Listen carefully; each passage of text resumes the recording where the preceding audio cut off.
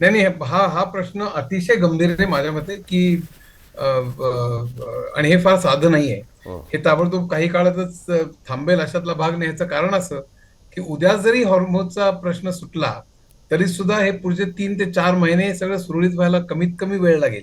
हे ओमानचं जे डिस्ट्रक्शन झालेलं आहे त्याला तर 5-6 वर्ष लागतील सुधारायला. हं, इतर सुद्धा आता युएई असेल, इतरही अनेक ठिकाणी खूप मोठ्या प्रमाणावर हे याची विध्वंस झालेला आहे.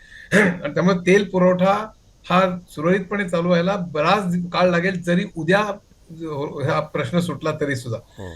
आणि उद्या सुटेल असंही वाटत नाही. हा त्यातला महत्वाचा मुद्दा आहे. तर आणि अरविंद सुब्रमण्यम म्हणाले, त्याचे मी ते बरोबरच ते म्हणाले, पण त्याचा सुद्धा फॉरेन एक्सचेंज हा एक भाग झाला, पण एकंदरीतच अर्थव्यवस्थेमध्येच आपलं अरिष्ट आहे, चिकार मोठं अरिष्ट आहे. आणि मुख्य म्हणजे काय आहे की फॉरेन एक्सचेंजच्या विषयी जर का बोलायचं झालं, ते आता तू म्हणालास त्याप्रमाणे FII बाहेर चाललेले, शेअर मार्केटमधून लोक चालले, FDI सुद्धा बाहेर चाललेलं आहे. हो. आणि आपल्याकडे भारतीय लोक जरी गुंतवणूक करतील असं म्हटलं तर भारतीय उद्योजक सुद्धा गुंतवणूक करत नाहीयेत. म्हणजे आपला कपॅसिटी युटिलायझेशन फक्त 70% म्हणजे 80-85% जेव्हा होते, 90% होते, तेव्हा आपण म्हणू शकतो त्यातनं रोजगार निर्माण होतो, त्यातनं जीडीपी वाढतो.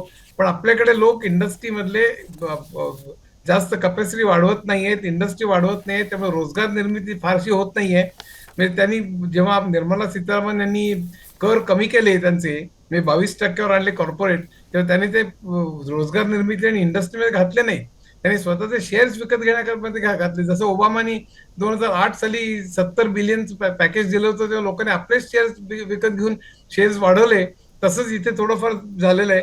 आणि त्यामुळे प्रत्यक्ष इंडस्ट्रियल डेव्हलपमेंट आपली कमी झालेली आपल्याला माहितीच आहे. ते आकडे आपल्याला बजेटमध्ये किंवा इकॉनॉमिक सर्व्हेमध्ये सुद्धा आपल्या इंडस्ट्रीचं जे पर्सेंटेज असतं जीडीपी मध्ये, ते खालावतच चाललेलं आहे पूर्ण सातत्याने. आणि त्यामुळे हा रोजगाराचा सुद्धा प्रचंड मोठा प्रश्न आहे. त्यातनं आर्टिफिशियल इंटेलिजन्स त्यात घातलं तर प्रचंड मोठं अरिष्ट माझ्यामध्ये येणार आहे असं माझं मत आहे. कारण मिडल क्लासचं जर का म्हणाल तर मिडल क्लासचं विघटन होईल. फक्त वरचा वर्ग जो एआयचा उपयोग करेल त्याला तो आणखीन वरती जाईल, पण खालचे अनेक अक्षरशः कोट्यावधी लोक दारिद्र्य रेषेत म्हणा किंवा खाली ढकलले जातील. त्यामुळे दोन्ही जी संकट आहेत, म्हणजे एआय पण आहे, इथे तेलाचं हॉर्मोजचं संकट आहे, ही सगळी एकत्र आलेली आहेत. आणि आपल्या अर्थव्यवस्थाच मुळे अतिशय चांगल्या पायावर उभी नाहीये. म्हणजे आपलं त्याच्यात खूप डिटेलमध्ये आपल्याला बोलावं लागेल की बेसिकली आपली स्मॉल आणि मीडियम स्केल इंडस्ट्रीज आपण पूर्णपणे वाताहत केलेली आहे नोटाबंदी नंतर जीएसटी मध्ये अनेक 100 वेळा फेरफार, आणि ज्या तऱ्हेने आपण इम्प्लिमेंट केलं, त्यानंतर एनबीएफसीचा क्रायसिस आला, त्यानंतर मग संबंध करोनामध्ये जे काही अचानक लॉकडाऊन झालं, त्या सगळ्यामुळे small and medium scale industries even official डेटाप्रमाणे ते नष्ट झाली. आणि स्मॉल अँड मीडियम इंडस्ट्रीज मध्ये एनर्जी कमी वापरली जाते आणि रोजगार जास्त निर्माण होतो. म्हणजे आता खरं म्हणजे आपण त्यांच्याकडे लक्ष दिलं पाहिजे, पण आपण फक्त बिग इंडस्ट्रीजकडे लक्ष देतो. आणि त्यामध्ये प्रचंड ऑटोमेशन वापरलं जातं, एनर्जी वापरली जाते, रोजगार निर्माण होत नाही.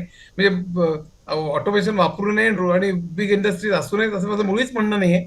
पण आपण आपली पॉलिसी जी आहे ती रोजगार निर्मितीकडे पूर्ण दुर्लक्ष आपण केलेलं आहे. आणि फक्त काही मुठभर लोकांच्या हातात आपली अर्थव्यवस्था आहे की काय असं वाटावं, अशी परिस्थिती आहे. आणि मला असं वाटतं की हे सगळं म्हणजे एकाच वेळेला तिकडले रेमिटन्सेस कमी होणं, एकाच वेळेला FII शेअर मार्केटमध्ये काढून घेणं, FDI ऍक्च्युली कमी होणं, आपल्या उद्योजकांनी खरं परदेशी गुंतवणूक करणं, म्हणजे हं. कल्पना करा, म्हणजे अंबानी अडाणी आता परदेशी गुंतवणूक करतात. अंबानीला $10 बिलियन करावी लागणार त्या काय खटल्यातनं सुटण्याकरता, पण अंबानींनी ऑलरेडी करायचं ठरवलंय. तर हा जो सगळा प्रकार आहे, म्हणजे आपले उद्योजक प्रत्यक्षात लाखांनी बाहेर जात आहेत आणि गुंतवणूक सुद्धा बाहेर करतायत. तर त्यामुळे हे खूप मोठं अरिष्ट आहे, एकंदर अर्थव्यवस्थेचंच एक अरिष्ट आहे असं मला स्वतःला वाटतं. म्हणजे आपण शिक्षण, आरोग्य आणि इतर अनेक गोष्टींकडे दुर्लक्ष केलेलं आहे, ज्याच्यात रोजगार निर्मिती होऊ शकते आणि ज्याच्या जो खरं आपला पाया असला पाहिजे, ज्याच्यामुळे खरं चीन, कोरिया, जपान सगळी एशियन टायगर्स पुढे गेले, ते केवळ या कारणामुळे गेले. चीन सुद्धा पुढे जाण्याचं एक महत्वाचं कारण म्हणजे शिक्षण, आरोग्य याच्यावर त्यांनी भर दिला. आपण त्याकडे पूर्ण दुर्लक्ष करतोय आणि मला वाटतं ते आपल्या अंगलट येणार आहे प्रचंड मोठ्या प्रमाणात.